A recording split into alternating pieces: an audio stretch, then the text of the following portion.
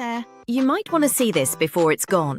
It's rare to find something that's both affordable and genuinely impressive, but this one nails it perfectly. Don't wait too long. Check the link in the description before it sells out.